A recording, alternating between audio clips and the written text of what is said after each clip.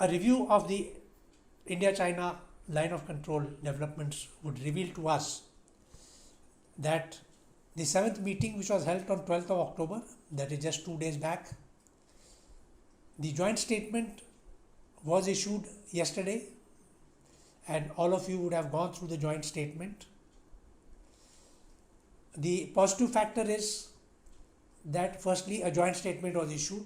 That means both the countries have agreed on whatever has happened and whatever should be put on the public domain, that should be done in a very open manner per se.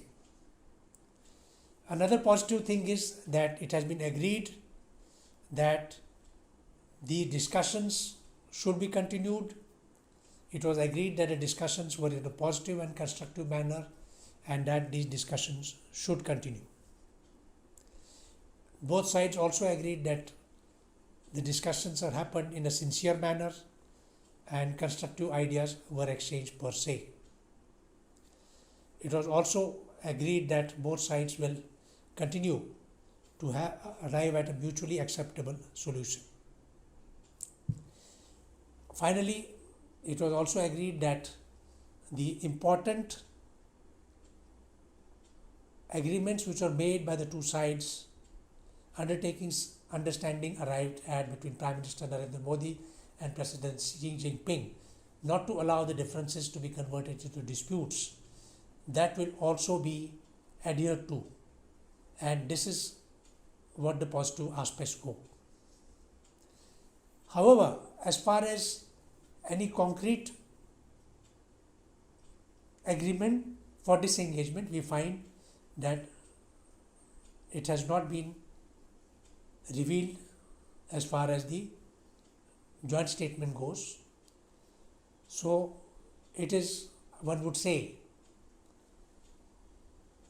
locus standi remains what we discussed or have been discussing previously as well, that there will be no forward movement of troops from where they were existing. Now this was discussed in the 21st September senior commanders meeting as well, and this has been reiterated during this time as well. That there was no agreement, it appears, maybe due to a military factor, such as Indian side, as per the media reports indicated, Indian side was insisting that there should be a firm commitment for disengagement from all points at which at present there is contact between the Indian and the Chinese forces. Simultaneously disengagement should take place. The Chinese side, I believe, was more keen to have first disengagement from the southern side of Pangangsu and then move further. So there are various pros and cons. Now this is what the open media sources have revealed. We have to get confirmatory reports on that.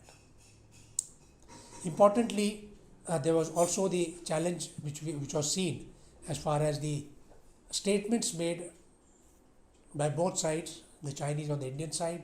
The Chinese made statements such as the LAC should we go back to the 1959 is what the LAC is recognized. They made a statement they do not recognize Union Territory of Ladakh.